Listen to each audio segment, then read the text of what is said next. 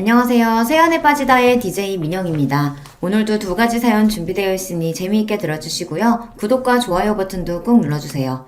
그럼 오늘의 사연 함께 시작해 볼게요. 안녕하세요, 여러분. 저는 부모님 사이가 워낙 안 좋은 경우였어요. 친가 쪽에 잘 살았고 반면에 외가 쪽은 형편이 어려웠습니다. 집안 수준의 차이 때문이었을까요? 사랑만 믿고서 서로만 보고서 결혼하셨던 저희 부모님은 결혼 생활 도중에 사고방식의 차이 때문에 많이 고전하셨어요. 태어나고 자란 환경이 달랐기에 그것으로 인한 차이는 쉽게 극복할 수 있는 게 아니었나 보더라고요. 이래서 사람은 서로 비슷한 환경에 상대하고 결혼을 해야 편하다는 말이 있는가 봐요.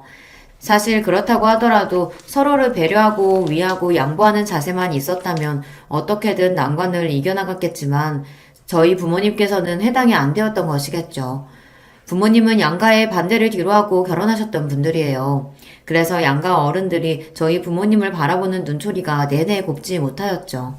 지지를 계속 얻지 못했습니다. 아버지가 1남 3녀 중에 유일한 아들이신 분이거든요. 그리고 친가는 워낙 아들을 우선시하는 가풍이 있었고요. 내가 일찍부터 우리 아들 좋은 집 아가씨라든지 그게 아니면 많이 배워서 고상하고 지적인 인물하고 결혼시키려고 했었어. 에이, 근데 어디에도 해당되지 않는 그런 며느리를 맞을 줄 상상도 못했네.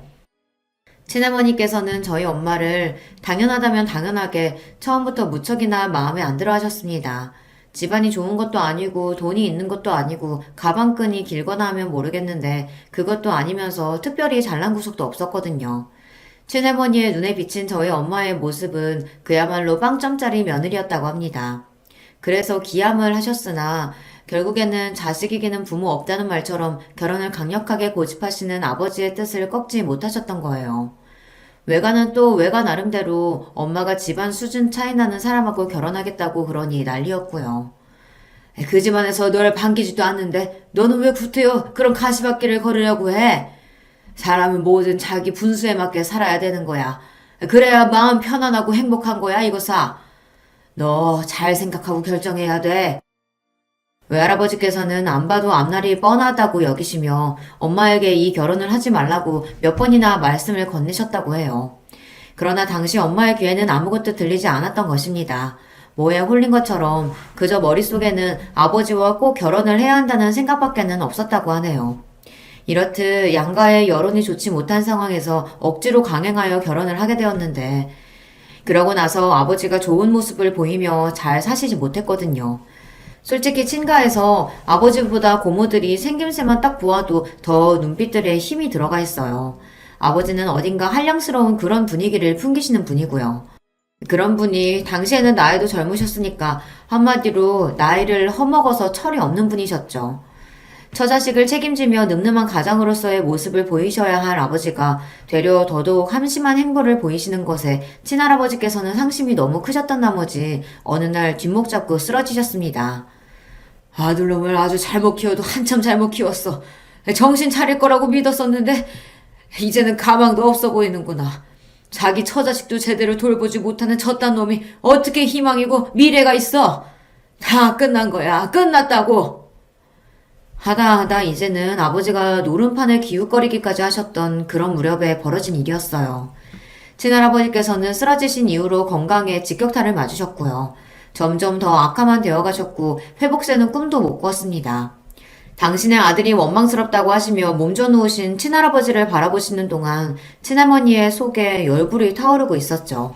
크게 분노하신 나머지 친할머니께서는 이제 당신의 아들로부터 등을 돌리고 사시겠다 선언까지 하고 마셨어요. 친할머니로 하여금 못난 아들 쳐내고 원흉인 며느리하고도 선을 딱 그어라 이렇게 행동하시도록 옆에서 열심히 부추긴 존재들이 있었으니 그분들이 바로 제 고모들이었습니다. 뒤에서 고모들이 그런 공작까지 벌이고 있는데 저희 엄마가 뭘 어떻게 당해내실 수 있었을까요? 그저 팽하면 팽하는 대로 팽 당하셨고요. 원망의 화살이 날아오는 대로 그걸 맞고 쓰러지시는 것밖에는 하실 수 있는 게 없었습니다. 결혼 생활에서 돈과 사랑 둘 중 어떤 것이 더 중요할까요? 결혼은 사랑을 가장 큰 전제로 하는 행위죠. 그러나 확실한 건 돈이 없으면 살기 힘든다는 것입니다. 이상과 현실은 언제나 다른 법이잖아요. 사랑이 이상이라면 돈은 현실이었습니다. 잘 사는 쪽인 친가의 외면을 받게 되자 그것만으로도 저희 집은 어려워졌습니다. 우선 아버지가 마음을 전혀 다잡지 못하셨고요. 그로 인해 엄마도 더더욱 힘들어 하셨죠. 두 분의 입에서는 언제나 돈 타령이 흘러나왔습니다. 그놈의 돈이 사람을 얼마나 예민하게 만들고 또 비참하고 처절하게 만드는지 저는 부모님의 날이 선 대화들 덕분에 아주 어렸을 적부터 깨우쳤었네요. 결국 제가 9살이 되었을 때 부모님이 따로 살기 시작하였습니다. 별거 생활이었고요. 이듬해 아예 이혼을 하셨습니다. 저는 친오빠가 한 명 있었는데요. 저보다 7살이나 많았어요. 나이 터울이 좀 있죠. 부모님이 이혼하시고 나서 오빠가 아버지와 살았습니다. 저는 엄마와 살았고요.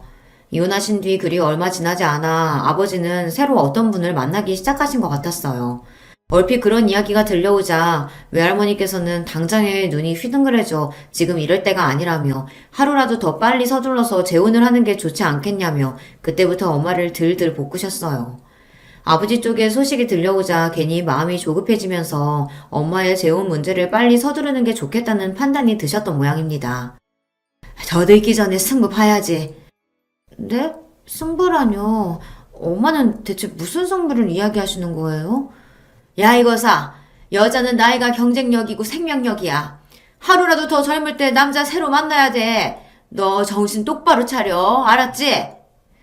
외할머니께서는 진작에 안 될 것 같아서 반대했던 그딴 결혼 생활 따위는 없었던 것으로 당신은 이미 그렇게 생각을 하고 계신다고 하며 엄마에게 새로 남자를 만나 새로 가정을 꾸리는 것에 집중하라고 목소리를 높이셨습니다. 엄마는 내키지 않는다는 표정으로 한숨을 푹푹 쉬고 다니셨고요. 그리고 제가 마음에 걸린다는 듯 재혼 이야기가 나올 때마다 자꾸만 저를 쳐다보셨어요. 저는 그런 시선을 받는 것만으로도 부담스러웠던 것 같아요. 마치 제가 엄마의 새 출발에 있어서 걸림돌이라는 낙인이라도 그때마다 찍히는 기분이었거든요. 저의 그런 느낌은 완전히 착각이 아니었나 봅니다.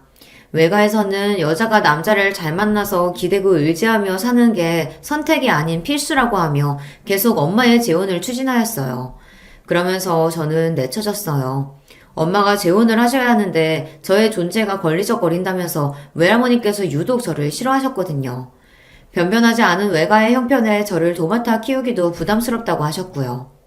그 결과 저는 친가로 보내셔서 친할머니와 함께 지내게 되었습니다. 어쩌다 보니 그렇게 되더라고요. 친할아버지께서는 돌아가신 뒤였고요. 저는 중학교 입학 직전부터 친할머니와 살게 되었습니다. 당연히 그걸 제가 원해서 그렇게 된 건 아니었고 순전히 어른들의 사정으로 그리고 어른들의 결정으로 그렇게 되었으며 저는 거부할 엄두도 못 낸 채 그냥 따랐을 뿐이었습니다. 오빠는 대학생이라 바빴고 자기만의 생활을 독립적으로 이미 하고 있었어요. 아버지는 대관절 어디에서 뭘 하고 지내시는지 그때부터 제가 알 일이 없었고요. 엄마는 등 떠밀려 재혼을 하신 상태였죠.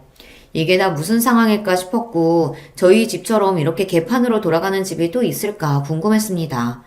저는 매일같이 눈칫밥을 먹으며 지내야만 했는데요.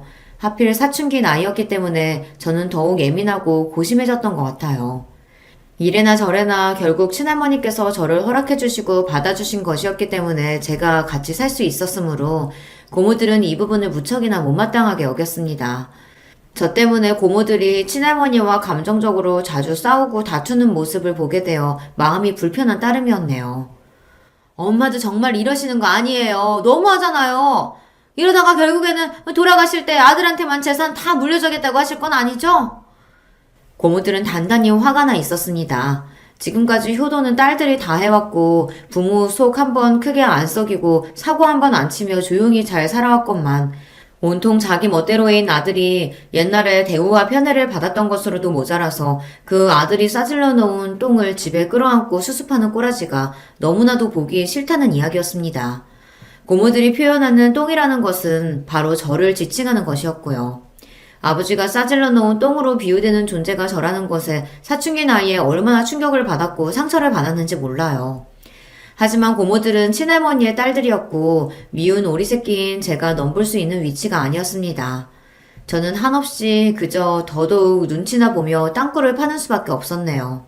고모들은 저를 향해 집안의 재산을 한 푼도 탐내지 말라고 엄포를 놓으시기도 했었어요. 너 혹시나 착각하지 마라. 네 몫은 없어. 너 걷어주고 먹여주고 입혀주고 이러는 것만으로도 너는 감지덕지인 줄 알아. 감사한 줄 알고 매사에 겸손하란 말이야. 알았어? 항상 주제 파악 잘하고. 고모들은 제가 거슬려서 미치겠다는 당신들의 심정을 숨길 신용조차 안 하셨고 눈빛과 말투로 전부 드러내셨습니다. 노골적으로 누군가로부터 미움을 받는다는 건 정말 괴롭고 힘든 일이었어요. 아무리 의연해지려고 해봐도 마음 먹은 것처럼 되지를 않았죠. 괜찮은 척을 하는 것조차 너무 힘들었어요. 차라리 고모들이 아예 친할머니와 심각하게 싸우고 사이가 틀어져서 서로 안 보고 살게 되면 좋겠다고 그런 기도를 속으로 할 정도였죠. 하지만 야속하게도 그런 일은 일어나지 않았고요. 고모들은 꾸준히 친할머니께 안부를 전해왔으며 종종 찾아오시는 경우도 있었습니다. 저는 집에 고모들이 와 있을 때면 한 공간에 있는 것도 불편해서 일부러 계속 밖에 있었어요. 정처 없이 길을 떠돌다가 한참 만에 집에 돌아갈 때도 있었고요. 어머나, 너 이제 오니? 뭐 하다가 이제 와? 이런 늦은 시간에. 아, 고모 계셨어요? 그게 오늘 학원이 좀 늦게 끝나서요. 고모들이 이미 가신 줄 알았다가 집에서 맞닥뜨리면 심장이 바닥까지 내려앉는 기분이었습니다. 우물쭈물 억지로 핑계를 대고 나면 오만 잔소리가 날아들었댔죠. 학원비가 얼마냐, 학원은 어디 동네로 다니냐, 너 성적 얼마나 나오냐, 목표 대학은 어디냐, 지금 용돈은 얼마 받냐, 이런 질문들은 제 숨통을 조여왔습니다. 고모들은 망설임 없이 저를 애물단지라고 칭하였어요. 얘가 보니까 서울대 갈 머리가 아니라서 공부 쪽으로 기대하긴 글렀어. 돈만 잡아먹는 괴물이지. 완전 민폐 덩어리가 따로 없어.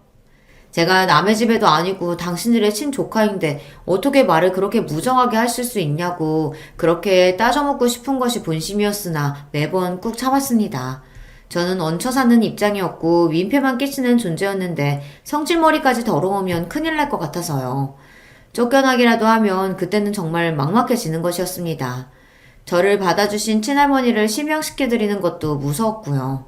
그래서 착하고 조용하기라도 해야겠다는 일념하에 그렇게 굴었어요. 고모들이 친할머니와 감정적으로 그렇게 다투면서도 왜 자꾸 왕래를 이어가는 건지 저는 원망스러운 궁금증을 품었는데요. 그 이후로 머릿속에 자연스레 돈이라는 글자가 떠오르더군요. 더 구체적으로는 친가 집안의 재산 말입니다. 그 재산 때문에 고모들이 그러시는 것 같았어요. 그런데 저는 친할머니께서 돈을 잘 쓰시는 걸 본 적이 없었습니다. 그래서 잠시나마 집안의 재산도 썩 그렇게 마땅히 없는데 고모들이 괜히 과장스럽게 호들갑을 떠는 것인가 싶기도 했었는데요. 상황이 돌아가는 걸 가만히 살펴보니 친할머니께서 일단 재산을 쥐고 계시는 것은 맞는 것처럼 보이더군요. 고모들과 또 한 번 말다툼을 벌이셨던 친할머니께서 어느 날 돈 이야기를 하시며 절대 못 준다고 그러셨거든요. 내가 죽어서 두 눈두덩이에 흙이 덮이기 전에는 절대 그 돈 못 줘.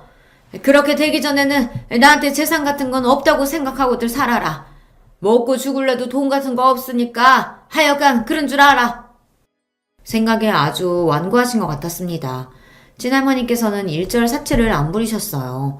제가 아주 어렸을 때보다 나이가 더 드시면서 더더욱 지출을 줄이시는 것 같은 느낌이었습니다. 정확히는 친할아버지께서 돌아가신 이후 그렇게 노선을 정하신 모양이었는데요. 돈 문제 때문에 학을 떼셔서 일부러 자린고비처럼 지내시는 듯 하였습니다. 자꾸만 집안에서 돈, 그놈의 돈 이야기가 나올 때마다 저는 자동으로 움츠러드는 것 같았어요. 저는 돈 한 푼 안 벌면서 축내기만 하는 입장이었으니까요. 학생이고 미성년자라서 당연히 어쩔 수 없는 문제였지만 이상하게 저는 마음이 편하지 않았고 매번 좌불안석으로 눈치가 보였습니다. 고모들이 하도 저를 못마땅하게 바라봐서 더욱 그렇게 되었나 봐요. 게다가 제가 고등학교에 다니고 있었을 때 엄마가 이혼을 하셨거든요. 두 번째 이혼이었죠. 그 소식에 친할머니께서는 오만상을 쓰시며 한숨을 크게 내쉬셨는데요. 고모들은 한동안 저희 엄마 이야기로 열심히 입을 움직이셨는데 내용은 전부 욕밖에 없었습니다. 엄마를 흉보는 흐름은 자연스레 그 딸인 저 또한 욕하는 것으로 대부분 그렇게 이어졌었고요. 제 고개는 더더욱 아래로 처박히게 되었죠. 불행하고 안타깝게도 엄마는 재혼했던 아저씨한테 맞고 사셨던 모양이었습니다. 그 아저씨는 사람 때린 것도 모자라서 바람까지 피웠다고 하네요. 한마디로 인간 말종이었던 거죠. 비록 당신이 맞고 사셔도 꾹 참으셨던 엄마는 그 아저씨가 불륜을 저지르는 바람에 이혼을 당하시게 되자 망연자실하셨어요. 이렇게 될 줄 알았다면 내가 왜 미련하고 멍청하게 참고만 살았을까? 이혼을 또 해서는 안 될 거라는 생각에 그저 꾹 참고 견디는 게 능사라고 여겼는데 전부 부질없었구나. 내가 천하의 바보였고 어리석었어. 지난 날이 후회된다. 내 인생을 어디서 보상받을 수 있을까? 누가 내 아픔과 억울함을 알아주기나 할까? 엄마의 두 번째 이혼으로 외가는 초상집 분위기가 되었고요. 엄마는 너무 힘들어하시며 이모에게 하소연을 늘어놓으셨다고 합니다. 그러나 이모는 엄마의 괴로움을 감당하기 벅차다고 하시며 처음에는 들어주고 맞춰주는 척 하시다가 이내 슬그머니 발을 빼고 마셨어요. 한동안 이모는 연락 두절 상태로 지내셨어요. 엄마의 문제로 골치 아픈 상황을 같이 겪기는 싫다는 뜻이었습니다. 외할머니께서는 화병에 걸려 알아 누우셨고요. 저는 그때 제가 할 수 있는 거라고는 숨죽여 가만히 있는 것과 공부뿐이었습니다. 그나마 학교에서 하루 종일 시간을 보내는 고등학생이라 다행이라는 생각을 몇 번이나 했었네요. 집에서 친할머니를 마주치는 그 짧은 시간도 당시에 저에게는 부담이었던 것 같아요. 무슨 소리를 들을지 겁이 났습니다. 혹시나 고모들을 마주칠까봐 주말에도 눈을 뜨는 대로 후다닥 준비를 마치고 독서실이나 도서관으로 향했었죠. 그렇게 고등학교 생활이 끝날 때까지 집에서는 거의 잠깐 잠만 자면서 그렇게 지냈던 것 같습니다. 그랬던 제가 재수 생활은 꿈도 꿀 수 없었죠.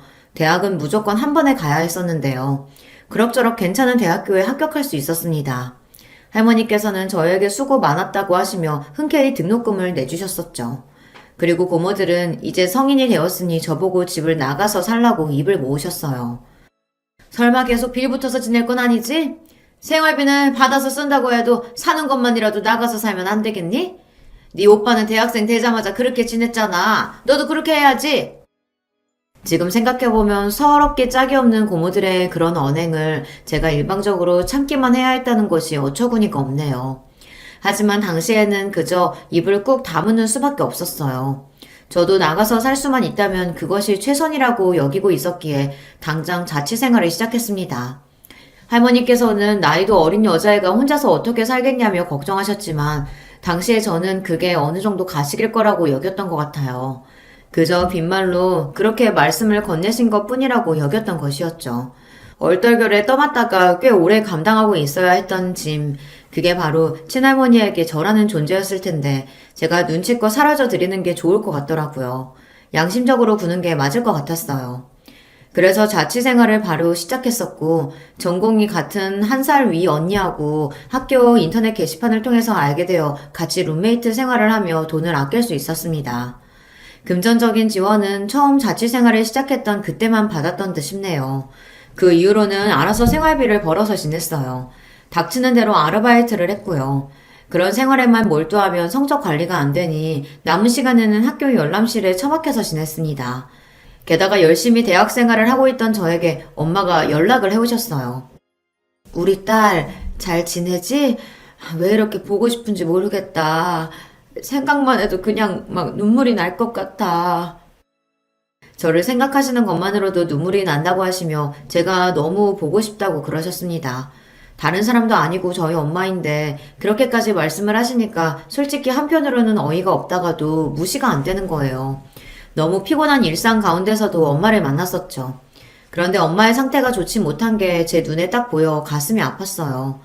엄마는 잘 웃으시며 이야기를 하시다가도 갑자기 힘이 쭉 빠진 모습으로 스스로를 비하하는 욕을 중얼거리셨고요. 만약에 당신이 갑자기 이 세상을 떠나게 되더라도 제가 너무 많이 놀라거나 슬퍼하지 않았으면 좋겠다는 소리를 거듭하셨습니다. 그 모습을 보니까 제가 불안해지더라고요. 엄마의 정신 상태가 온전하지 못하다는 게 너무 잘 느껴졌어요. 그래서 고민하다가 외할머니께 직접 연락을 드렸어요. 그랬더니 외할머니께서 딱 이런 말씀을 하시더라고요. 힘든 걸로 따지면 내가 제일 힘든데, 내가 제일 속상하고 내가 제일 괴롭고 내가 제일 죽을 맛인데 너는 이런 할미한테 웬 소리를 하는 거니? 그런 말씀을 하시니까 제가 말문이 자동으로 막혔습니다. 그렇다고 하시는데 거기다 대고 제가 뭐라고 말씀을 드리겠나요? 엄마가 그동안 의지할 곳 하나 없이 심적으로 방황을 크게 하시며 너무 힘드셨겠구나 싶어 제가 잘 돌봐드려야겠다는 마음을 먹게 됐었죠. 저라고 해서 그게 달가웠던 건 아닙니다. 저야말로 제 코가 석자였다고 말씀을 드리고 싶네요. 너무 힘들었어요. 하루 24시간이 부족했고 몸이 10개라도 지칠 지경이었습니다. 그런 저의 일상에 엄마라는 제가 돌보고 신경을 써야 할 존재까지 끼어드니까 이제는 아예 죽을 맛이었죠. 그냥 정신력으로 이를 악물고 버텼던 것 같아요. 그러는 수밖에 없었으니까요. 그때 하루하루를 너무 악착같이 지냈기 때문에 저는 대학 시절을 회상하면 별다른 캠퍼스 추억 같은 게 없어요. 피곤해서 사람들이 많이 지나다니는 도서관 건물 앞에 벤치에서 코를 골며 잠들었던 일화라든지 새벽까지 열람실에서 공부를 하다가 코피가 나서 화장실로 달려가던 도중 넘어졌던 일화라든지 그런 것들밖에는 이렇다 할 일도 없었죠. 죽어라 노력해서 졸업까지 무사히 했었고 쉬면 안 될 것 같아서 무작정 빠른 취업부터 했었습니다. 그때도 왠지 친할머니나 고모들의 눈치가 보였던 것 같아요. 고모들이 제 쪽을 주시하면서 혹시나 집안의 원조를 바라는 건 아닐지 감시하는 기분이 계속 들었기 때문입니다. 습관적으로 억눌려 있었던 것이죠. 그래서 즉각 취업을 했었고요.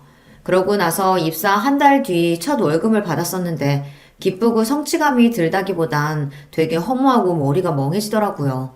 속으로 내가 왜 취업을 했고 내가 왜 이러고 살지? 내가 원하는 건 뭐지?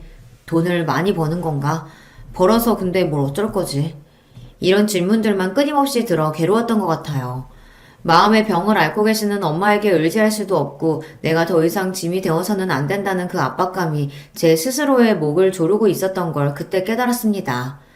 저 같은 사람은 함부로 연애를 하고 결혼을 꿈꾸면 안 될 것 같았어요. 나 같은 사람은 누구 만나서 결혼해봤자 잘 살기는 진작에 글렀을 거야. 좋은 조건의 사람 운 좋게 만나서 결혼한다고 해도 결국 엄마와 같은 꼴이 되겠지. 엄마의 전철을 밟을 게 틀림없어. 많이 지쳐버렸던 저는 꽤나 비관적인 자세를 가지고 있었습니다.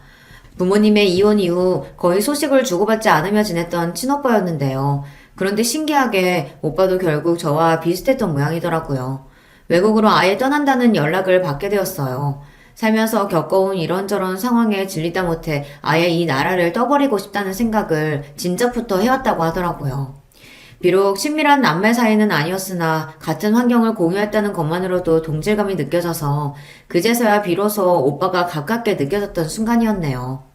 연락을 주고받자며 약속을 했었고 각종 연락처를 그때 교환했었고요. 오빠가 혼자서 몰래 여러 가지 준비를 해왔다가 외국으로 호련히 떠나버리자 아버지도 그것에는 충격을 받으신 모양이었습니다. 이놈의 망할 집구석 때문에 내가 내 아들하고 정상적으로 지내지도 못했어. 그런데 희한하게 화살을 집안에게 돌리시더군요. 집안이 이상해서 오빠가 떠난 거라고 하였습니다. 아버지는 그동안 사실혼 관계에 있는 아주머니와 지내오신 바였어요. 그러면서 오빠는 뒷전이었습니다. 그러셨던 주제에 아들에게서 아버지 대접은 받고 싶었던 모양이더라고요. 그게 깨지니까 괜히 분해서 애먼 곳에 화살을 돌리셨던 것이었죠. 그리고 고모들은 폭발하였습니다. 본인이 똑바로 안 해놓고 여태까지 한 번이라도 똑바로 살아본 적이 있었어? 자기 아들 자기가 등한시해놓고서 왜 애먼 사람들을 잡아? 그러면서 그때 고모들이랑 아버지가 대판 싸웠습니다. 그동안은 똥이 더러워서 피하지 무서워서 피하는 것은 아니라는 식으로 고모들은 아버지를 무시했었고 아버지 또한 고모들을 모른 척 했었거든요. 그런데 이때 제대로 맞붙은 것이었죠. 당연히 쪽수가 많은 쪽이 우세할 것처럼 보였으나 아버지에게는 우군이 있었습니다. 바로 친할머니 말입니다. 자식 문제로 골머리 앓고 있는 사람한테 너희는 그러고 싶니? 너희들은 어쩜 그렇게 매사에 냉혈하니야? 평생 그 모양이구나. 고모들에게 일침을 놓으셨습니다. 그러자 고모들이 굉장히 기가 막혀 하시며 절대로 아버지 같은 한심한 인물이 집안의 재산을 밖에 두진 않을 테니 두고 보자는 말씀들을 남기셨어요. 재산 이야기가 나오니까 그때 아버지가 발끈하셨고요. 그러면서 고모들과 2차전을 벌이셨고 완전히 사이가 틀어져 버렸습니다. 그런데 저는 어쨌거나 아버지의 자식이었고 그러면서 아버지로부터 완전히 잊혀진 자식처럼 여겨지며 친할머니와 7년간 살기도 했던 그런 존재였고요. 그러니까 집안에서 제가 되게 애매한 위치였습니다. 이럴 때일수록 저는 늘 그랬듯이 조용히 숨죽이고 있는 게 능사라고 여기며 가만히 있었습니다. 아무 소리도 안 했고 아무 참견도 안 했어요. 여전히 돈 달라는 요구도 안 했고요. 제 힘으로 알아서 살았습니다. 그런데 상황이 공교롭게 돌아가더군요. 고모들의 자식들이 마치 짠 것처럼 연이어 줄줄이 사고들을 쳐댔고 각자 안 좋은 일들이 벌어졌거든요. 하나의 경우를 가져와 보자면, 아니, 밤중에 뺑소니 사고를 치고 달아나다가 경찰에게 붙잡혀서 인터넷 뉴스에 나오기도 했었습니다. 정말 별별 일들이 놀라울 정도로 계속 터졌고 고모들은 다들 난리가 났죠. 그러면서 당연히 전부 날이 섰고 예민해진 가운데 돈 이야기가 또 나왔어요. 친할머니와 그 과정에서 고모들이 크게 싸우기도 했습니다. 이제는 그냥 친할머니께서 돌아가실 때만 기다렸다가 그때 돈을 받겠다며 그런 소리들을 고모들이 공공연히 하시기도 하였는데요. 아버지는 정식으로 재혼을 하시겠다고 했다가 혼인신고를 앞두고서 바람을 피우시는 바람에 상대 아주머니한테 고소를 당하니 마느니 하면서 상황이 복잡하고 시끄러워졌고요. 한마디로 바람잘 날 없는 집안이었습니다. 외국에 훌쩍 떠나버린 오빠가 부러워질 수밖에 없었네요. 저는 그냥 하루하루를 지겹고 힘들어도 억지로 버티면서 살았어요. 일을 다니면서 엄마를 신경 쓰는 일상이었고요. 엄마는 차차 상태가 좋아져서 제법 보람도 있었습니다. 그러던 어느 날 이모가 귀농을 하시겠다고 그랬어요. 특수 작물을 키우면서 앞으로는 시골 생활을 하겠다나 뭐 그런 이야기였는데 특이한 점은 저희 엄마와 함께 가고 싶다는 뜻을 이모가 밝히셨다는 것입니다. 전에는 내가 신경을 많이 못 써줘서 그게 미안했고 내내 마음에 걸렸어. 항상 그 점이 살면서 미안하더라. 이모가 힘드셨을 때 외면하였던 것이 이모는 계속해서 마음에 걸리셨던 거예요.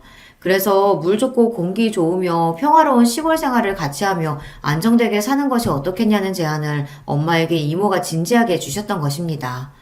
이모가 진실된 마음으로 그렇게 물어보시는 것을 아시고서 엄마도 고민을 많이 하셨고요. 그러다가 결국 지금까지와는 다르게 살아보자는 결심으로 용기를 내시고 엄마는 귀농길에 같이 가시는 것으로 정하였습니다.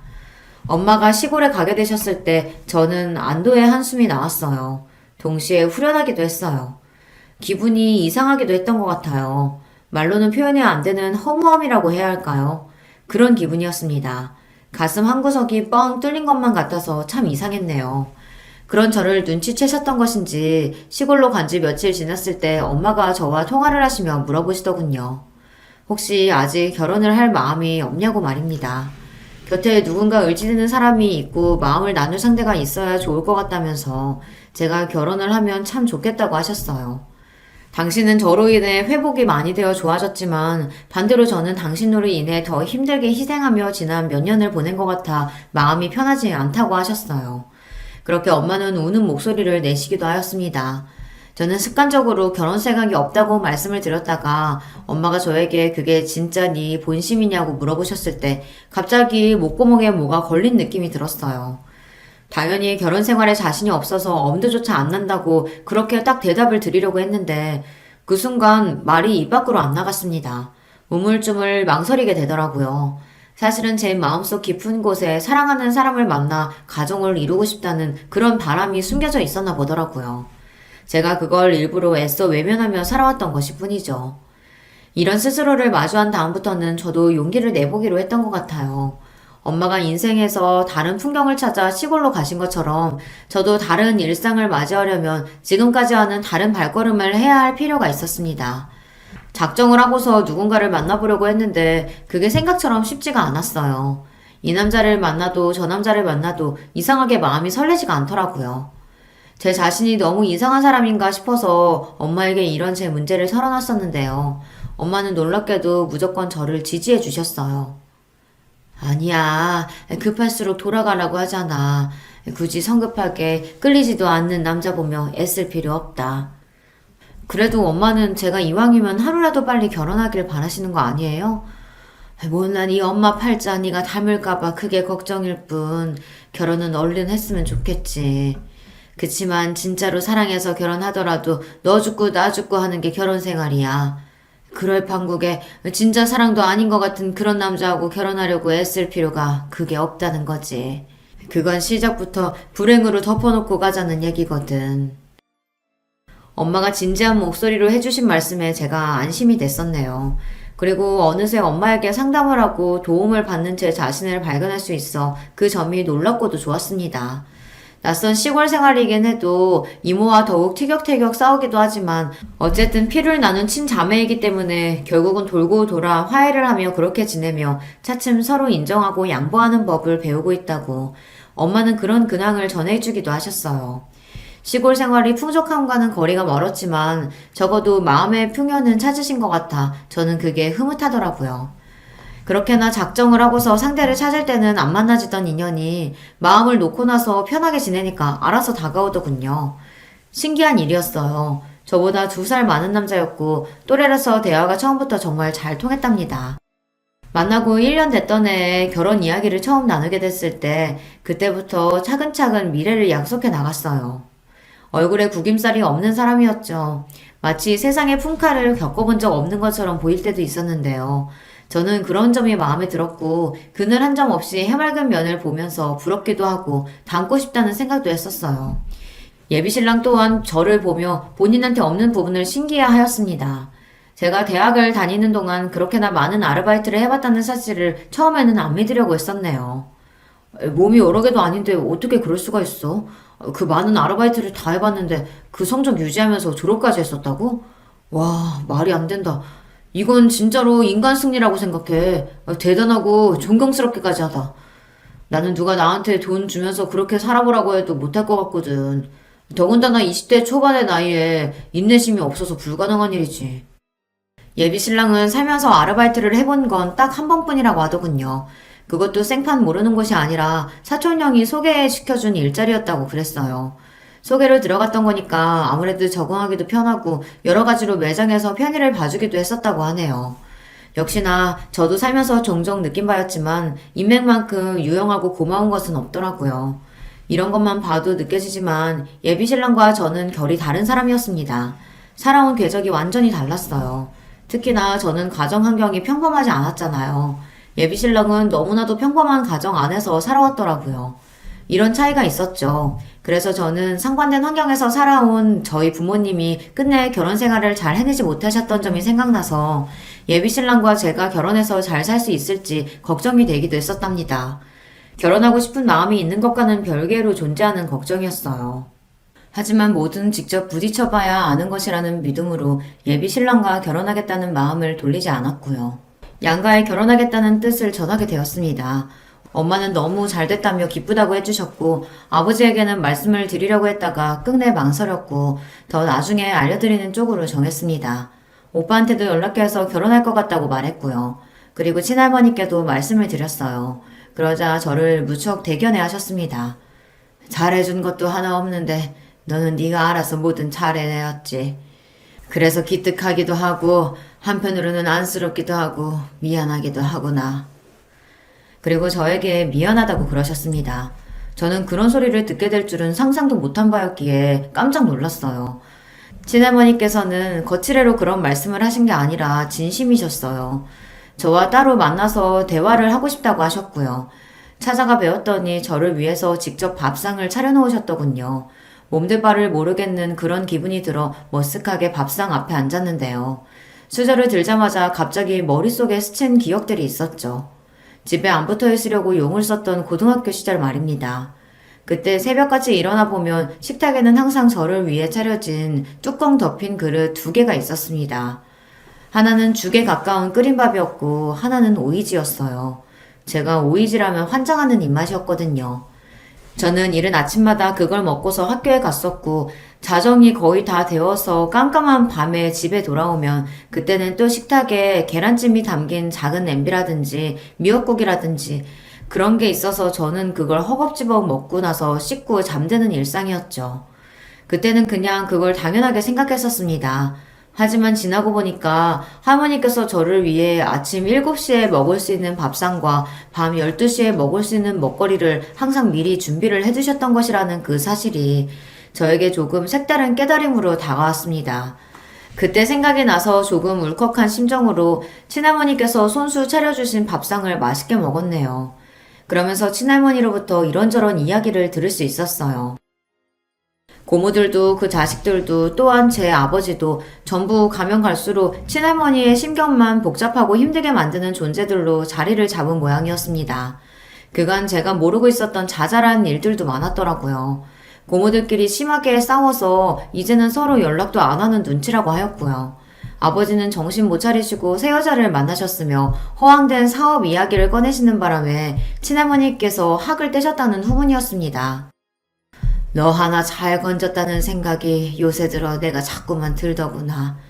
야무지게 자기 앞길 자기가 알아서 개척하고 자기 능력껏 살아보려고 하고 그런 마음가짐이 되어 있는 게 우리 집에서는 너 하나밖에 없어. 아유, 내가 이 사실을 진작에 알았어야 했는데 그랬으면 덜 골치 아프게 살았으려나 싶다. 친할머니께서 씁쓸하게 웃으시는 와중 그 눈가에는 눈물이 묻어나오고 있었습니다. 그 모습에 제가 너무 마음이 아팠어요. 그래서 그동안 못 부려본 손녀로서의 재롱이나 떨어볼까 싶어 제 딴에는 용기를 내어 여러 가지 이야기를 제잘거렸답니다. 그동안 제가 사회생활을 해온 이야기라든가 저희 엄마의 변화 같은 그런 이야기들을 실컷 떠들었더니 어느새 놀랍게도 4시간이 훌쩍 지나 있었더라고요. 시계를 보고 눈을 의심했었습니다. 그러고 나서 왠지 편해진 느낌이 들었었는데요. 친할머니 역시 마찬가지였는지 저를 배웅하시면서도 보내기 아쉽다는 표정을 짓고 계셨고 마지막까지 제 손을 꼭 잡아주시더라고요. 친할머니 댁에서 나오는 길에 올려다본 하늘이 유난히 깨끗해서 앞날이 다 잘 풀릴 거라는 예감이 들었더랬죠. 그로부터 몇 주 후 상견례를 하게 되었어요. 일단 상견례를 하면서 서로 간에 알아가자는 게 예비 시댁 측의 의견이었고 저도 동의했습니다. 그런데 문제는 그때 외할머니께서 갑자기 몸이 안 좋아지시는 바람에 이모 또한 발목을 크게 삐어서 치료를 받고 계시던 와중이었거든요. 그래서 엄마가 도저히 상견례에 참석하실 상황이 아니었어요. 상견례장에는 엄마 대신 친할머니께서 참석해 주시기로 하셨어요. 친할머니께서는 그런 자리에 당신이 가게 되셔서 너무 기쁘고 설렌다고 말씀해 주셨고 제 입장에서는 고맙고 감동적이었습니다. 예비 신랑에게도 그렇게 되었다고 알려주었고요. 아무런 문제가 없을 줄 알았어요. 그런데 당일 상견례장에 도착해보니 예비 시부모님은 물론이고 예비 시누이 둘까지 와 있는 게 아니겠어요. 예비 시누이들은 결혼을 한 상태였고요. 한 명은 심지어 아주 멀리 살기까지 하는 것으로 제가 그렇게 알고 있었기에 상견례장에서 보게 되니까 많이 당황스러웠죠. 그쪽은 인원이 5이었고 저랑 친할머니 달랑 둘이라서 너무 비교가 되었습니다. 룸도 분명히 의자 3개씩 놓고 마주보는 6인 테이블로 잡았다고 예비 신랑이 그랬었는데 그게 아니라 의자가 4개씩 있는 8인 테이블이더라고요. 그래서 예비 시누이 중 한 명이 의자를 모퉁이에 하나 더 놓고 앉은 모양새였어요. 당황한 제가 예비 신랑에게 눈짓을 보냈죠. 그랬더니 저한테 윙크로 화답하더군요. 어이가 없었습니다. 진짜 문제는 바로 그 가족들의 표정이 안 좋다는 것이었네요. 마지못해 슬쩍 미소 짓는 표정들이었고요. 어떻게 모친녀 아니라 할머님이 나오셨냐고 예비 시모가 물어보시길래 엄마가 급한 사정 때문에 못 오셨다고 대답해 드렸어요. 예비 신랑이 전혀 자기 가족들한테 언지를 안 해줬나 보더라고요. 이것도 당황했네요. 암만 사정이 있으셔도 그렇지 자식 상견례인데 잠깐 들르는 것도 어려우셨나 보네요. 아, 그게 저희 엄마가 많이 멀리 사셔서요. 양신이 일찍 이혼한 걸로 아는데 그런데다가 멀리 사기까지 해요? 그래도 저는 할머니가 가까이 사시는 편이라서 괜찮습니다. 제가 열심히 대답을 마쳤을 때 예비 신랑이 해맑은 웃음을 지으며 자기 가족들을 향해 말하기를 제가 할머니 손에 컸다며 그래서 예의 바르고 생활력 강하고 뭐든 잘하는 것 같다며 괜히 슈퍼우먼이 아니라고 하였습니다. 저는 그저 어색하게 웃는 수밖에 없었네요. 그런데 예비 시부는 마치 먼 산을 바라보듯 그렇게 굴고 계셨고 예비 시누이들은 자기들끼리 뭐라고 속닥거렸습니다. 그러더니 아예 예비 시모한테 눈빛을 막 보내는 거예요. 자기들끼리 신호라도 주고받는 모양이었죠. 예비 시모가 그나마는 얼굴로 입을 연 것은 바로 다음 순간이었습니다. 우리 식구들이 다 같이 보고 그래도 판단을 해야 할 것 같아서 오늘 이렇게 딸들까지 다 모인 거예요. 그런데 역시 예상대로네요. 안 됐지만 아가씨는 우리 식구들의 생각을 바꿔놓지 못했습니다. 네? 죄송하지만 무슨 말씀인지 모르겠습니다. 이 결혼 없던 일로 해요. 둘이 죽고 못 살아서 더 만나보겠다면 그건 말리지 않겠는데 결혼은 안 돼요. 암만 해도 부모가 이혼해서 할머니 손에 자란 사람은 나는 며느리로 못 받아들여. 질적으로 너무 떨어져. 예비 시모의 무례한 발언에 제가 어처구니가 없어졌고 예비 신랑은 벌개진 얼굴로 벌떡 일어나더니 자기 가족들을 내려다보면서 왜 자기를 무안주고 창피를 주냐며 따지더군요. 그러자 예비 시모가 엄하고도 애틋한 표정으로 예비 신랑에게 이렇게 이야기했고요. 이 녀석아, 다 너를 위해서야. 이 세상에서 제일로 너를 위하는 게 가족이라는 걸 왜 몰라? 그러자 예비 신랑이 묘하게 감동받았다는 표정을 짓는 게 아니겠어요. 그걸 보고서 제가 그동안 사람을 잘못 봤다는 생각이 들어 기가 막히고 배신감이 들었습니다. 자기들끼리 대체 뭐 하는 짓이란 말이에요. 웃기지도 않는 가족이었어요. 저는 민망했고 화가 났고 친할머니께서 이런 상황을 보시게 한 것이 죄송스러우면서도 부끄러웠어요. 미치겠더라고요. 예비 시모가 저를 깔보는 기색으로 제가 불쌍하고 안 됐지만 그런 동정심으로 결혼을 허락해줄 수는 없다고 덧붙였습니다. 친할머니께서 피식 웃으신 건 바로 그때였죠. 잘 됐네요. 나도 이 결혼 그냥 반대도 아니고 결사 반대니까 뜻이 통했군요. 어머 그러세요? 잘 됐네요. 소녀를 위하신답시고 혹시 저희 바제가랑이라도 물고 늘어지시면 어쩌나 내심 걱정하던 참이었는데 아니라고 하시니까 다행이에요. 아이고 누가 물고 늘어진다는 건지 별 황당한 소리를 다 듣겠네. 내가 언뜻 들은 게 전부인지라 정확하게 몰라도 사는 수준이 변변하지 않은 것 같던데 고작 이따 이 집안에 내 귀한 소녀를? 참나 말도 안 될 일이지. 저기요 할머님 말씀 가려서 하세요. 이혼 가정에다가 돈 없어서 학교 다닐 때도 아르바이트로 허덕이며 살아온 수준의 아가씨를 며느리로 맞이하기에는 집이 너무 잘 살아서 곤란하다는 거 정도라는 건 알아주시고요. 사는 수준이 얼추 맞아야 하는 법이지. 이렇게 차이 나면 결혼은 당연히 어려운 겁니다. 뭐라고 떠드는 건지 나는 도통 모르겠고 내 재산 200억 정도는 되니까 이거 나한테 고스란히 다 물려받을 내 손녀나 물고 늘어지지 마시오. 말 바꿀까봐 벌써부터 겁나 죽겠네. 친할머니의 입에서 200억이라는 금액이 나왔을 때 상견례장이 찬물 세례를 맞은 듯 하였습니다. 저도 놀라서 심장이 뛰었지요. 친할머니께서 자산가라는 것은 당연히 옛날부터 짐작 가능한 바였으나 구체적인 액수를 접한 적은 없었습니다. 그래서 놀라웠는데 저보다 예비 신랑과 그 가족들이 훨씬 더 놀란 모습이더군요. 특히 예비 신랑은 다리에 힘이 풀렸는지 자리에 앉으려다 잘못 휘청거려서 바닥에 엉덩방아를 찍고 말았습니다. 우당탕 소리가 들려오는 가운데 예비 시부를 선두로 그 가족들이 앞다투어 그 재산이 진짜냐고 물어댔고요. 친할머니께서는 짜증스러운 눈빛을 천천히 쏘아주신 뒤 자리에서 일어나셨고 저는 반사적으로 함께 일어나 부축을 해드렸습니다. 이만 가자. 수준 낮아서 겸상 못하겠다. 돈도 없는 것들 주제에 무식하고 무례하기까지 완전히 저질이구만. 네 할머니 얼른 가요. 제가 사람을 잘못 봐서 큰 실수를 했네요. 아니다. 살면서 누구나 실수는 저지를 수 있는 거야. 그래도 네가 저 인간들한테 우리 집안 잘 산다고 돈 많다고 그런 얘기는 안 해둬서 다행이구나. 네 정말 그렇네요. 재산 이야기는 입도 뻥끗 안 하길 아주 잘한 것 같아요. 친할머니와 저는 그때 쿵짝이 잘 맞았습니다. 만담을 나누며 상견례장을 빠져나갔고 마지막으로 예비 신랑을 향해서 연락하면 주변에다가 네 가족들 수준이 어떤지 이야기 다 퍼뜨릴 거라는 그런 소리를 남겨주었네요. 간신히 정신 차리고 일어났던 예비 신랑은 제 말을 듣고서 다시 털썩 주저앉았고요. 예비 시부의 넋이 나간 모습, 경악에 질린 예비 시누이들, 그리고 충격에 빠져있는 예비 시모의 얼굴까지 꽤 볼만하다는 생각으로 저는 제법 마음이 개운해져 친할머니와 걸음을 옮길 수 있었답니다. 사랑해서 결혼까지 그렸던 남자였건만 이렇게 한순간에 미련 하나 없이 말끔히 정까지 떨어질 수 있는 건지 스스로 신기했고 허무하기도 했던 것 같아요. 당연히 그 남자는 저에게 따로 찾아와 사죄를 했고 매달렸고 울고불고 난리를 쳤습니다. 그러나 저는 단호하게 거절했고 속이 시원했네요. 친할머니의 200억 재산 발언은 허풍이 담기지 않은 진심이었고요. 또한 저에게 당신의 재산을 물려주실 작정 또한 진짜로 하고 계신 것이었습니다.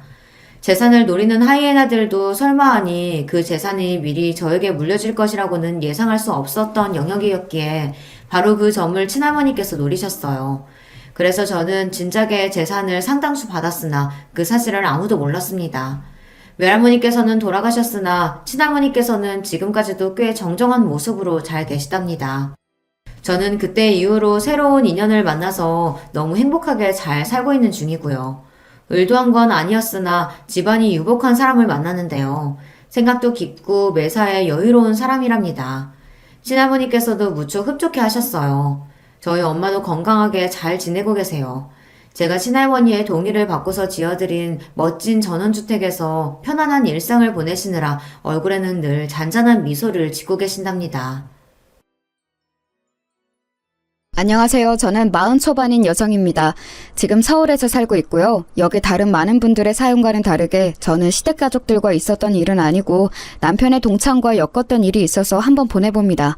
일단 저는 사법고시 출신의 변호사입니다. 사법고시라니 참 오래전에 폐지된 이름이죠. 제가 02학번인데 대학 졸업 전에 이미 사법고시를 합격해서 연수원에 들어갔었으니 상당히 이르게 합격하여 일을 시작했던 편입니다. 덕분에 연수원에서든 동기들 중에서든 거의 막내에 가까웠어요. 물론 최연소 합격자는 아니었습니다. 저보다 더 어린 친구가 둘 있었거든요. 제가 대학을 좀 오래 휴학하고서 사법고시를 준비했던 것도 있고 해서요. 아무튼 꽤 어린 시절에 이미 일을 시작했던 터라 법조계 쪽에서 잔뼈가 굵은 변호사입니다. 물론 제가 변호사로 일을 시작한 것은 아니었고요. 연수원에서 판사 임용이 될 정도의 성적은 안 나왔던지라 검사로 임용이 되었습니다. 판사는 아시겠지만 연수원에서 탑티어들이 가는 곳이라서 저는 검사로 지망했었죠. 무난하게 검사 임용으로 일을 시작해서 경력을 쌓고 나서 변호사로 개업을 하게 되었습니다. 물론 검사로 일을 상당히 오랜 기간 한 편이었어요. 지금부터 말씀드릴 사연은 제가 30 중반 시절 있었던 일입니다. 당시 저는 꽤 오래 검사 일을 하다가 나와서 변호사를 막 개업했던 시절이었죠. 저는 검사로 일하던 30살 때 결혼해서 남편이 있었습니다. 남편은 법조계 사람은 아니었고요. 일을 하다가 만났던 회계사였습니다. 사건에 좀 억울하게 휘말릴 뻔했는데 제가 사건 처리를 하면서 아닌 것을 밝혀주어서 남편이 고마워했고 저한테 따로 연락을 하다가 사귀게 되었고 그러다가 결혼까지 하게 되었었죠. 일단 남편이 어떤 사람인지부터 말씀드려야겠네요. 남편은 무척 순한 사람입니다. 회계사답게 꼼꼼하고 원칙주의자인데다가 사람이 꽉 막힌 데가 있어서 답답할 정도이기도 한데요.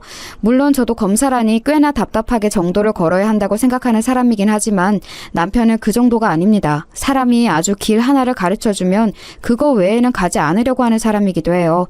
큰 소리 나는 것이나 폭력 있는 것을 끔찍하게 싫어하기도 하고요. 그래서 처음에 제가 검사로 일하면서 사건 사고 현장을 목격하고 거친 범인들이나 참고인들과 실랑이 하는 것을 아주 걱정스럽게 바라보기도 했어요. 남자인 자기도 무섭고 꺼려지는 일을 여자인 제가 한다면서요. 게다가 제가 체구가 마르고 작은 편이라서 처음에는 더욱이나 저를 보호하고 싶어 했죠. 물론 사귀고 나서는 제게 보호받는 처지가 되기는 했지만요. 성격이 그 모양이니 어릴 때부터 아주 공부 잘하는 모범생의 부모님 말씀은 한 번도 어긴 적이 없다고 하더라고요. 그런 면이 마음에 들어서 결혼한 것이라 남편이 순하고 시부모님 말씀 잘 듣는 것에는 아무런 불만이 없습니다. 사실 저희 시부모님은 매우 합리적이시고 남편과 저보다 훨씬 융통성 있는 분들이셔서 저희가 뭐 불만을 가질 만한 구석이 없었죠. 시댁은 그리 잘 사는 편도 아니고 그냥 평범한 회사원 집안이었지만 저희한테 노후를 기대셔야 할 만큼도 아니셨고요. 그런데 결혼하고서 5년 지난 35 어느 날 남편이 갑자기 동창 모임에 저한테 같이 가자고 청하더군요. 무슨 일이야? 동창 모임 그동안 자기만 나갔었잖아. 그동안은 자기가 너무 바빠서 그랬지. 이제 검사일 때만큼은 안 바쁘잖아. 사실 그렇기는 했어요. 그 애초에 변호사 개업을 했는데 물론 영업을 뛰고 사건 처리를 하느라 바쁘기는 했지만 검사일 때와는 업무의 절대량 자체가 달랐습니다. 검사나 판사의 경우 여러분이 생각하시는 것 이상의 일을 하곤 한답니다. 읽어야 하는 사건 파일이나 관련 사항이 정말 상상하는 이상이죠.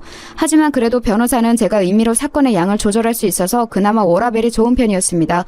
그런 제 모습을 알았기 때문에 결혼 후 5년 동안 남편은 계속해서 혼자 동창 모임에 나갔지만 올해는 저와 같이 나가자고 한 거였죠. 아니 그럼 여태까지 부부 동반이었는데 계속 자기 혼자 나갔던 거였어? 그렇지 뭐 반잠도 못 자고 밥도 제대로 못 먹는 사람한테 동창 모임 나가자고 어떻게 말해?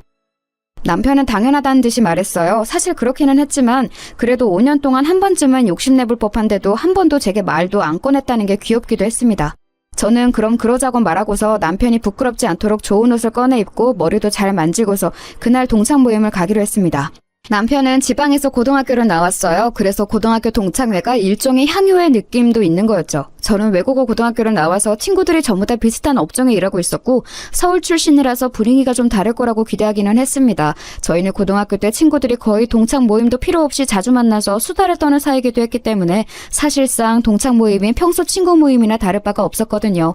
그런데 남편은 딱 1년에 한 번 만나는 모임이라고 하더군요. 그래서 친구들도 그렇게 친하지는 않고 그때그때 연락되는 사람들이 안 나오다가 다시 나오기도 하고 그런다고요. 그런데 이번에는 호텔에서 하네? 우리 원래 이렇게 고급스럽게 안 하는데. 누가 뭐 돈 좀 벌었나? 동창 모임 누가 한 명이 지원해주기도 하잖아. 우리 동창 중에 그렇게 돈 많이 번 놈이 있을까? 그건 잘 모르겠다. 남편은 연신 고개를 갸웃거리더군요. 뭐 사업을 하는 사람이 있다면 얼마든지 갑자기 돈을 많이 벌 수도 있는 노릇이었으니까요. 그리고 여태 연락 안 되던 사람이 갑자기 나타났을 수도 있는 거고요. 그래서 저희는 동창 모임 공지가 뜬 대로 서울의 한 호텔 식당으로 찾아갔죠. 나름대로 큰 홀을 빌렸더군요. 호텔이라고는 하는데 그렇다고 정말 5성급 으리으리한 곳은 아니었고요. 그냥 적당한 곳이었지만 분명히 이 정도 인원의 모임을 하려면 돈이 많이 들었을 것임은 확실했죠. 거의 100여 명이 모인 상태였으니까요. 저희 때는 고등학교에 사람이 워낙 많았을 때였고 남편네 학교도 한 학년에 전교생을 합하면 거의 1000명 가까웠다고 했거든요. 이 정도면 그 숫자에서 적게 모인 거겠죠. 야 진석아 너 왔어? 그때 홀에 모인 사람들 중에서 누군가가 남편한테 말을 걸더라고요. 남편은 반갑게 인사하면서 악수했죠. 야, 너 결혼하고서 아내분 전혀 안 모시고 나오더니만 이렇게 같이 왔구나. 안녕하세요, 재수씨. 결혼식 때 뵙고 처음인 것 같네요. 그러고 보니 저희 결혼식 때 5년 전 한 번 왔던 분이었어요. 아마 동창 모임 때는 남편하고 빠짐없이 만났던 제법 친한 동창인 것 같았는데 저로서는 몇 년 전 한 번 만났을 뿐이니 알 수 없었죠. 아유, 여전히 미인이시네요. 여전히 검찰에서 일하시나? 친구가 말끝을 흐리면서 남편을 바라보자 남편의 고개를 저었어요. 아니야, 올해 변호사 개업했어. 아, 그러셨구나. 앞으로 잘 부탁드립니다. 저도 혹시 신세질 일이 있을지 모르니까. 친구는 너털 웃음을 지으면서 저한테 명함을 건넸고 저도 명함을 줬습니다. 남편 친구라고 해서 딱히 잘 봐줄 생각은 없었지만 어쨌든 의뢰인이 될지도 모르는 사람이니까요. 저는 그 친구가 가고 나서 남편의 옆구리를 찔렀죠. 혹시 지금 동창 모임에 나 뭐 하는지 다 소문났어? 아니야, 절대 아니야. 쟤하고 그때 우리 결혼식에 왔던 애들 몇만 알고 나머지는 몰라. 나 고등학교 동창 애들이랑 별로 안 친한 거 알잖아. 저는 평소 제 직업으로 유세 떠는 것을 싫어했기 때문에 조금 날카롭게 말이 나왔고 남편은 화들짝 놀라서 손을 저어댔습니다. 뭐 모임에서 몇몇이 알고 있으면 많이들 알기는 하겠죠. 하지만 이 동창 모임은 꽤 서로 대면대면한 사이들인 것 같았기 때문에 저는 그냥 고개를 끄덕이고 알았다고 했어요. 그러고서 마주치는 남편의 동창들마다 인사를 하는데 참 귀찮고 피곤하더군요. 물론 저도 일 때문에 행사에 가서 아는 이들과 인사를 해야 하는 경우는 무척 많았지만 남편의 동반자로 같이 가서 인사를 하는 경우는 처음이었거든요. 나서기를 싫어하는 편이라서 그냥 얌전하게 뒤에만 서서 미소 짓고 인사만 하려니 무슨 고개 까딱거리는 인형이 된 것 같기도 하고요. 반면 남편은 신난 것 같았습니다. 제가 싫어하는 걸 아니까 제 직업은 말 안 하고 그냥 일하고 있어 정도로 소개를 하고 있었는데 동창들이 이빨린 소리로 인사하며 와이프가 미인이다 라고 해주니까 거기에 어찌나 신이 났는지 좀 한심해 보이긴 했지만 그래도 이내 자랑스러워하는 남편이니 거기다 대고 싫은 소리를 할 이유도 없어서 저는 그냥 두고 보기만 했어요. 저도 좀 까다로운 편이라서 평소에 마음에 안 드는 게 있으면 바로 그 자리에서 말하는 편인데 이 정도면 많이 봐준 거였죠. 어느 정도 인사를 나누고 나니까 진행자가 앞에서 마이크를 들더라고요.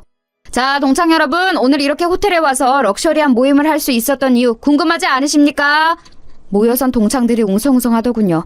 오늘 고등학교 졸업 후 처음으로 연락이 닿아서 나와준 친구가 있습니다. 이정인 기억하는 친구들 있죠? 이 친구가 저희 동창 모임에 재정적으로 지원해줘서 이렇게 좋은 곳에서 모임을 갖게 되었습니다. 자, 박수! 진행자는 한쪽을 가리키면서 손짓했고 거기에는 어떤 재수없게 생긴 남자 하나가 재수없는 미소를 지으면서 서 있더군요. 동창들은 군중심리인지 와 하면서 박수를 치며 환호했고 그 이정인이라는 동창은 흐뭇하게 웃으면서 화답했어요. 뭐 이따위 호텔 모임 좀 지원해줬다고 무슨 그룹 회장처럼구나 싶어서 좀 우습기는 했죠. 어찌나 기름기가 더럭더럭 끼었던지 살을 비트며 산유국처럼 기름이 샘솟을 것 같은 인상이더군요. 그런데 제가 검사 생활을 오래 하면서 몇 가지 발달한 게 있었죠. 관상보기와 촉, 관찰력, 그리고 기억력. 저는 그 네 가지가 전부 자극되는 게 느껴져서 그 남자 얼굴을 자세히 살펴봤어요. 어디선가 많이 본 저 재수없는 상판. 그런데 제가 기억하는 그놈 얼굴은 저렇게까지 당당하고 느긋한 얼굴은 아니었죠. 형사들한테 처맞고서 여기저기 얼룩덜룩 멍들어 있고 재판장에 서서 주눅 들었던 모습이었는데 라고까지 생각한 순간 기억이 확실하게 났습니다. 저는 하고 저도 모르게 입을 가렸죠. 남편은 제가 어딘가 아픈 줄 알고 어리둥절한 얼굴로 저를 돌아봤어요. 왜? 어디 안 좋아? 아니야. 아무것도 아니야. 저는 눈살을 찌푸렸어요. 남편이 알아서 좋은 일도 없었고 괜히 이 동창 모임에 평지풍파를 일으킬 이유도 없었으니까요. 제가 맡았던 사건도 아니었던 터라 뭐 직접적으로 저놈이 저를 기억할 일도 없었으니 사실 저만 입을 다물면 아무런 상관없이 지나갈 수 있는 일이었지요.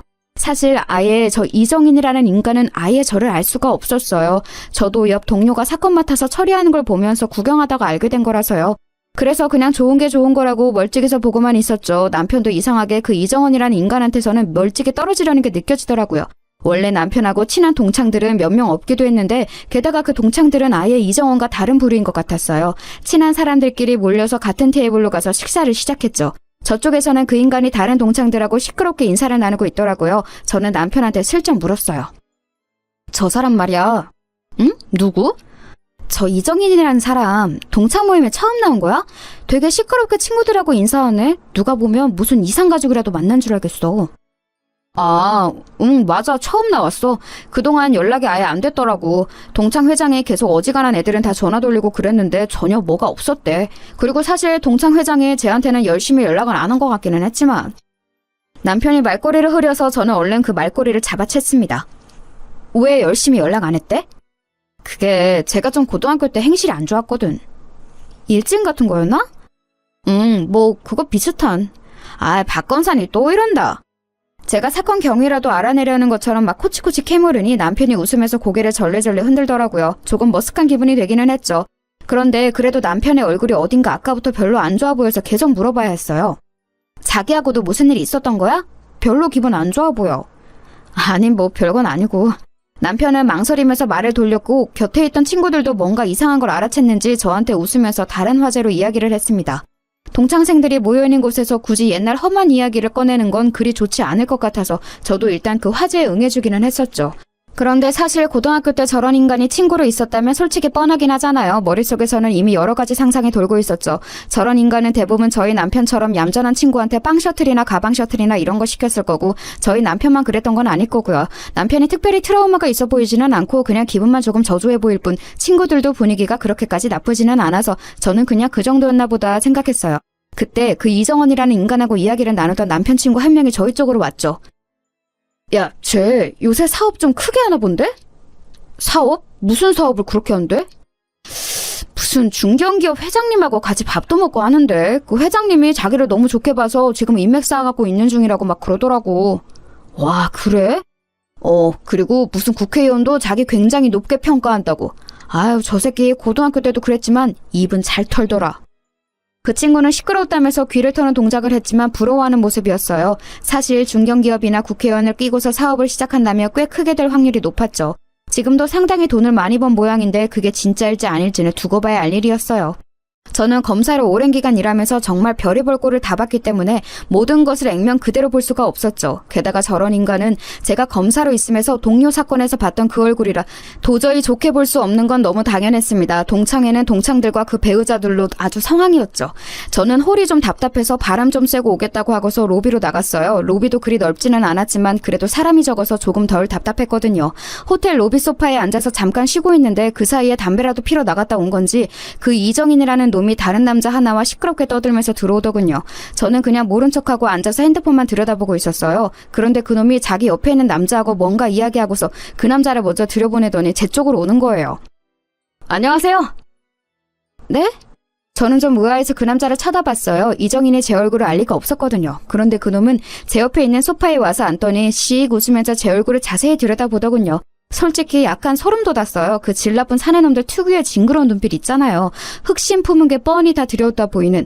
소파도 많은 로비에서 굳이 제 바로 옆에 소파에 앉아서 얼굴을 들이미는데 심지어 담배 냄새가 역해서 견딜 수가 없더군요.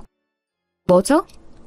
차가우시네. 미인이라 말 좀 걸어볼까 했더니 순간 저는 정말 이게 미친놈인가 했어요. 슬금슬금 제 손까지 잡으려고 들더군요. 그래서 손을 빼내고서 빤히 그놈을 노려봤더니 머쓱한 채 희죽희죽 웃기만 하더라고요. 아니, 이 로비에 가득한 남자들은 대부분 같은 고등학교 동창생이 당연하고 여자들은 대부분이 그 남자들과 같이 온 배우자나 파트너들인데 그런 여자한테 대놓고 성추행이라도 할 것처럼 덤비다니 너무 징그럽잖아요. 지금 뭐 하시는 거죠? 남자친구하고 왔어요? 아님 혼자? 저기 동창 모임에 내 남편이 있어요. 그래요? 나하고 그냥 좀 잠깐 커피나 한잔 마실래요? 내가 별거 아닌 것 같아 보일지 몰라도 돈은 좀 있는 놈인데? 뻐기는 얼굴 꼬라지가 우습게 짝이 없더군요. 검사로 일하면서 사건 관련으로 돈 많다고 쟤는 놈을 얼마나 많이 봤는데 그까지 지금 사업 좀 한다고 어깨에 힘주는 게 얼마나 우스워 보였겠어요. 그리고 그놈이 무슨 짓으로 돈을 벌었는지 잘 아는데요. 빤히 보다가 픽 웃으면서 고개를 돌렸더니 나름 자존심이 상했는지 얼굴이 일그러져서 물러나더군요. 그 다음에는 별말 안 하고 곧장 일어나서 다시 홀로 들어가는 꼬라지를 보자니 정말 근성도 없고 있는 건 그저 더러운 짓 할 줄 아는 더러운 성격밖에 없구나 싶었습니다. 사실 그때 동료 검사가 처리하던 사건이 아주 별로인 건이었거든요. 제가 한 20 후반쯤이었을 겁니다. 결혼 직전이었던 것으로 기억하는데 당시 저한테 좀 버거운 건이 떨어졌어요. 어느 중견기업 회장님이 얽혔던 사건이었는데 그때 제가 좀 적극적으로 처리를 하면서 잘 마무리가 되었거든요. 누명도 벗으시고 그 사건이 워낙 힘들었던 터라 제가 좀 쉬겠다고 선배한테 막 땡강을 부리고서 막무가내로 쉬었던 적이 며칠 있었어요. 그런데 며칠 쉬는 것도 쉬어본 사람이 잘 늘지 이상하게 좀이 쑤시더라고요. 그래서 동기였던 동료 검사한테 가서 옆에서 사건 처리하는 것을 도와줬었죠. 사건 파일들도 막 읽어보고요. 근데 그때 동료 검사가 처리하고 있던 게 저 인간이 얽힌 사건이었습니다. 조폭 출신인데 뭐 대단한 조직도 아니었어요. 대가리는 당연히 따로 있어서 거기에 대한 수사가 중점적으로 이루어졌는데 잡힌 건 정작 잔챙이들이었던 거였죠. 이정인 저 인간이 그중에서도 아주 지저분하고 질이 나빴어요. 성매매 업소 운영을 하면서 심지어 그 불법 업소에서 손님으로 온 남자들 등까지 처먹으면서 사기로 돈을 2배씩 벌던 놈이었죠. 업소에 손님을 받겠다고 약속받아 불러내고서는 미성년자를 내놔서 그걸로 손님한테 협박을 하든가 아니면 아가씨 없이 그냥 빈 오피스텔로 불러들여서 몇 대 패고서 돈만 갈취하고 돌려보낸다든가 심지어 업소 아가씨들은 일을 2배로 뛰게 하면서 정작 돈은 조금도 주지 않고 오히려 빚만 집어서 흉한 일도 일어나고 했던 그런 인간이었어요. 사실 뭐 성매매 업소만 운영하는 조폭 정도면 그래도 흔한 편인데 저렇게 손님 등까지 처먹는 인간은 그중에서도 악질인 편이라서 신기할 정도였죠. 사진을 보는데 동료 검사가 그러더라고요. 야, 얘 봐라. 그런 짓 하게 생기지 않았냐? 동료 검사는 당시 일이 많아서 거의 죽어가는 것처럼 생기가 사라지고 있었는데도 그 소리를 들으니까 너무 웃기더라고요. 아니 근데 정말 그런 짓 하게 생긴 놈이기는 했어요. 왜 문신 잔뜩 있고 기름기 엄청 많은 타입 있잖아요. 쟤는 진짜 잔잔바리로 지저분한 짓은 혼자 다 했더라. 일스놀이 시장에서 하면서 돈 못 갚은 사람들 괴롭히고 다니는 잔챙이 짓도 지가 하고 무슨 노래방 도우미들 수급하는 짓도 지가 하고 도우미들하고 놀던 남자들 사진 찍어서 협박도 하고 하여간 상상할 수 있는 모든 등신 같은 짓을 지가 혼자 다 하고 다녔어. 돈 욕심이 많은지 그러고서 돈은 지가 다 먹어서 밑에 해바리들이 제일 싫어 죽으려고 하더라. 형님 취급도 안 하고 싶어해. 동기 검사가 하는 말마다 웃기더라고요. 아니 조직폭력배로 살아온 인생들이 얼마나 하급인지 누구보다 잘 아는 게 저희 검사들일 거예요. 그런데 거기에서도 제일 하바리에 심지어 부하들까지도 사람 취급 안 하는 놈이라니 알만하잖아요. 저는 사진을 보면서 다시 한번 감탄했죠. 아 그래 진짜 그러게 생겼다. 동료 검사가 낄낄대다가 힘없이 대답했어요. 이 새끼 분명히 빵 살다 나와도 또 이상한 짓 할 거야. 뭐 징역도 몇 년 안 받겠지. 하여간 이런 새끼들 진심 너무 짜증나. 신분 세탁하고서 잘 먹고 잘 살려고 얼마나 노력하겠냐. 신분 세탁 걸리기만 해봐. 아주 조사버릴 테니까.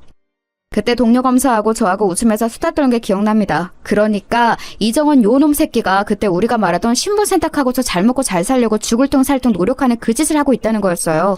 솔직히 배알이 뒤틀리더라고요. 사업은 신뢰가 중요한데 분명히 그 중견기업 회장이나 국회의원이 누구더라도 저놈이 저질 조직폭력배 출신이라는 걸 알면 엄마 뜨거라 하고 천리만께 도망갈 게 뻔한데 말이죠. 누구인지만 알면 제가 그쪽으로 말 전할 인맥은 얼마든지 있는데 하지만 뭐 거기까지 발을 들이고 싶은 생각은 없었어요. 일단 남편 동창 모임이 시끄러워지는 걸 바라지도 않았고 심지어 거기에 제가 엮이고 싶지는 않았어요. 이정원 그놈이 잡히거나 망하더라도 다른 일로 그래야 했죠. 저는 화장실에 들러서 대충 메이크업을 손질하고 머리도 다시 만진 이후에 홀로 들어갔어요. 이리저리 홀을 둘러보는데 남편은 여전히 함께 있던 친구들과 있더군요. 인원이 늘어나서 서너시던 일행이 예닐곱쯤이 된 것 같았어요. 저는 약간 미소를 띄운 채로 남편의 곁으로 다가가서 그 곁에 앉았죠. 소파에 푹신하게 앉는 그 순간 저는 건너편에 있는 기름기 흐르는 얼굴을 보고서 깜짝 놀랐어요. 이정인이 그 자리에 있는 거였죠. 이정인도 좀 놀란 눈치로 저하고 남편을 번갈아 봤어요. 뭐야 김지석, 너 이렇게 예쁜 와이프가 있었어? 인사해 자기야. 그 동창인 이정원이고 이쪽은 내 와이프. 저는 로비에서의 일이 없었던 것처럼 활짝 웃으면서 반갑게 인사를 했어요. 이정희는 징그럽게 웃으면서 악수를 위해 제 손을 잡고서는 한참이나 꼼지락대다가 시간이 흐르고서야 손을 떼더군요. 어찌나 징그럽던지. 거기다가 악수함답시고 제 손을 잡고 손바닥을 손가락으로 긁더라고요. 그게 성추행이라는 걸 제가 모르겠어요? 참 더럽게 산 인간답다 싶더군요. 친하지도 않은 동창, 그것도 몇십 년 만에 만난 동창의 아내를 초면에 남편 앞에서 성희롱을 하다뇨. 평소 제 성격 같으면 진짜 단숨에 뒤집어 엎었을 텐데 그래도 이곳은 남편 모임 자리니까 일단 한번 참았습니다. 벌써 두 번째 참는 거라 세 번째에는 진짜 안 참고 너 가만 안 놔둔다 하고 속으로 벼르고 있기는 했었지만요. 이정희는 자리에 앉아서 거들먹거리면서 계속해서 자기 사업 이야기를 풀고 있는 중이더군요. 저는 남편 곁에 앉아서 가만히 그 이야기를 듣기만 했어요.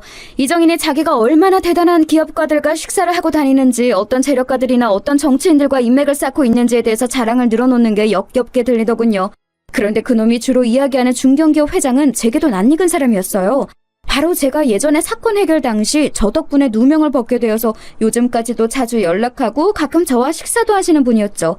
그분은 상당히 성격이 깔끔하고 단호하신 분이라 저런 놈을 곁에 두실 리가 없는데 싶어서 의아했어요. 하기사 몇십 년을 저질깡패로 굴러먹으면서 남들 등만 처먹었었으니 오죽 사기치는데 도가 텄을까 싶기는 하더군요. 그 중견기업 회장님도 분명히 이놈을 진지하게 보시지는 않겠지만 일단 나중에 기회가 닿으면 한번 말씀을 드려야겠다는 생각이 들었어요.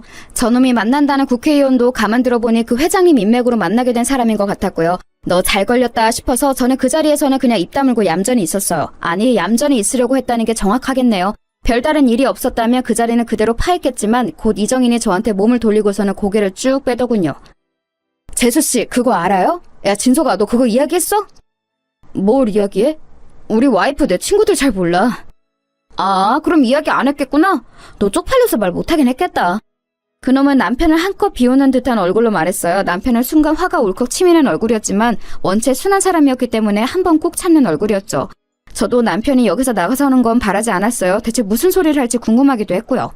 재수씨, 진석이 이 새끼 제 꼬봉이었어요. 고등학교 때 어찌나 말을 잘 듣던지. 그렇게 말하면서 천박하게 이를 데 없이 낄낄거리고 웃더군요. 솔직히 남편의 성향이라든지 이정은 이 새끼의 존재를 알게 되면서부터 고등학교 때 당연히 그랬으리라 생각은 했어요. 그래서 놀랍지도 않았죠. 다만 제가 놀라웠던 건 그걸 와이프 앞에서 말하는 저 멍청한 머리였어요. 꼬봉이라는 게 뭔지 알아요? 아, 여자들 잘 모르지? 여자 고등학교에도 양아치 정도는 있죠? 근데 남고는 달라요. 재수씨, 센 남학생들이 샌님들 다 끌고 와서 심부름 시키는 거, 여기 이 진석이가 내 말을 참 잘 들어줬지. 그치, 진성아? 그만해라. 너 좀 많이 마신 것 같다. 실제로 그놈은 술이 꽤 취한 것 같았어요. 하지만 술은 마셨다고 해도 분명히 제정신인 건 너무도 나도 다 아는 사실이었고 저 역시도 그냥 그대로 넘어가줄 생각은 없었죠. 다른 건 몰라도 제 배우자인 남편을 조롱하고 악담한다는 사실을 그냥 두고 볼 수는 없잖아요. 그래서요, 계속해 보시죠. 제가 차가워진 것도 별로 상관하지 않는 건지 아니면 아는 척도 안 하는 건지 이정한 그놈이 계속 얼굴을 제 쪽으로 기울이고서는 짓거리더라고요. 체육 시간에 창고 끌고 가서 내가 꿀려놓고서 짖으라고 하니까 진짜 짖더라고. 재수씨, 심심하면 남편한테 한번 짖으라고 해봐요. 얼마나 잘 짖는지 알아? 정말 개 같거든. 아니, 이렇게 예쁜 와이프를 학창시절 내 앞에 서지도 못하던 진서이가 데리고 있다니. 아, 좀 아쉽네. 야, 너 그만하라니까? 어때서 그래? 네 와이프 앞에서 고딩 때 너 찐따 같던 거 까발려주니까 쪽팔려서 그래? 야, 부끄러워하지 마. 너 지금도 그렇잖아. 돈 버니까 때깔은 좋아졌다만 여기 알맹이가 어디 갔겠어? 그러면서 그놈이 남편 가슴께를 손으로 툭툭 치더라고요. 그 손막을 확 잘라버리고 싶은데 남편이 얼른 그 손을 치워버렸어요. 제 표정이 험악해지는 걸 본 거였겠죠. 너 진짜 왜 이렇게 창피하게 구냐? 재수씨, 들어봐요. 난 저 새끼 완전히 사람 구실도 못할 줄 알았거든. 아니, 기라면 기는 새끼가 어디 가서 무슨 남자 노릇을 해. 그런데 지금 재수씨 보니까 그래도 남자 노릇은 기막히게 하는 모양이네. 이정희는 실실 웃으면서 정말 더러운 말을 이어갔어요. 사실 말버릇이 고약한 건 이상한 일은 아니었죠. 조폭따까지 출신, 거기다 성매매 업소 운영하면서 남자들 사기까지 처먹던 새끼였으니 오죽하겠어요. 거의 인생 폐기물에 가까운 놈이었으니까요. 그래도 반반한 와이프까지 얻어가지고 말이야. 너 진짜 출세했다. 내가 사업하는데 너 고용해줄까? 너 지금 회계사랬나? 야, 멀쩡한 회사 다니고 있긴 하냐? 아, 여봐요, 재수씨. 그러지 말고 내 비서로 들어올래요? 온갖 더러운 말을 쏟아내다가 이정원은 제가 안색이 좋지 않았는지 곧 손사래를 치면서 실실 웃었어요. 아니, 재수씨, 칭찬이에요, 칭찬. 재수씨가 얼마나 예쁘면 내가 이렇게 칭찬을 하겠어. 고마운 줄을 알아야지. 야, 너 진짜 그 말 못해? 결국 참다 못한 남편이 폭발하려고 일어나려는데 제가 손을 잡아서 못 일어나게 막았어요. 남편은 일어서려다가 주저앉은 채 저를 봤죠. 약간 멍청해진 순한 얼굴이 귀여웠지만 그게 중요한 때는 아니었어요. 저기 이정인 씨. 아, 왜요, 재수 씨? 아, 지금 보니 목소리도 예쁘네. 저는 검사 생활을 오래 하면서 저런 놈들 성향을 잘 알았어요. 여자 보고 예쁘다고 하는 게 정말 예뻐서가 아니라 좀 기가 세 보이는 여자를 눌러서 기선제압을 하고 넌 그냥 내 눈요깃거리나 되라는 메시지를 주는 거였죠. 정말 우습게 짝이 없더군요. 명함 좀 줘봐요. 아, 명함? 왜? 나한테 나중에 연락하게? 그놈이 비실비실 웃으면서 저한테 명함을 꺼내 내밀더군요. 그걸 받고서 저는 백 속에서 제 명함을 찾아 대충 그 앞에 던져주고서 핸드폰을 꺼내서 전화를 걸었죠. 신호가 가고 있는데 제 명함을 주워서 본 이정인 얼굴색이 순간 하얗게 질리더군요. 당연하죠. 새로 판 변호사 사무실 명함이었으니까요. 그리고 그때 마침 전화 저편에서 상대가 전화를 받더라고요. 저는 반갑게 인사하고서 말을 건넸어요. 어머야, 너 마침 전화 잘 받았다. 일하는 중이야? 전화를 한 건 동료 검사였죠. 네, 저와 절친이기도 하고 이정원 사건을 맡았던 그 검사요. 저는 그리고 핸드폰을 스피커 상태로 돌렸죠. 아, 당연히 일하는 중이지. 뭔데? 무슨 일 있어? 아니, 다른 건 아니고 너 예전에 그 조폭 자법이었던 놈 기억해? 이정원이라고. 아, 기억하지. 걔 진짜 더럽게 돈 벌던 놈이었는데 날파리같이 귀찮은 새끼였어. 근데 걔는 왜? 그 새끼가 지금 내 앞에서 내 남편 동창이랍시고 잘난 척을 한다? 사업가 행세를 하는데 어떻게 조인트 까줄까? 사업가? 사업가? 동료 검사는 너무 어처구니가 없다는 듯이 깔깔거리면서 웃기 시작했어요. 야, 사업가라면 맞긴 맞다. 성매매 업소 차려놓고 남자 손님들 협박해서 등까지 쳐먹은 것도 사업가면 맞네, 맞아. 거기 있어, 그 새끼? 야, 전화 좀 바꿔줘 봐봐. 내가 욕 좀 해줄게. 벌써 스피커폰이야. 진짜 짜증난다. 저와 동기인 동료 검사가 깔깔대고 웃으니 이정인의 얼굴은 하얗다 못해 새파랗게 질리기 시작했습니다. 뭐 당연하겠죠. 지금껏 200여 명 넘게 모인 동창 모임에서 잘 나가는 사업가로 포장해놨는데 단숨에 뭘 해서 돈을 번 건지 들통이 나버렸으니까요. 주변에 있던 동창들도 얼음이라도 된 듯이 굳었어요. 자, 이정원 씨, 뭐 해서 돈 버셨죠? 성매매 업소 차려놓고 손님들 사기 쳐먹으면서 돈 벌었지? 조폭 따까리 노릇해가면서. 그때 네 형님들이 너 더럽게 장사해놓은 거 뒤처리하면서 다시는 네 안 보겠다는 말까지 했다고 들었는데 어떻게 관계 회복은 되셨고?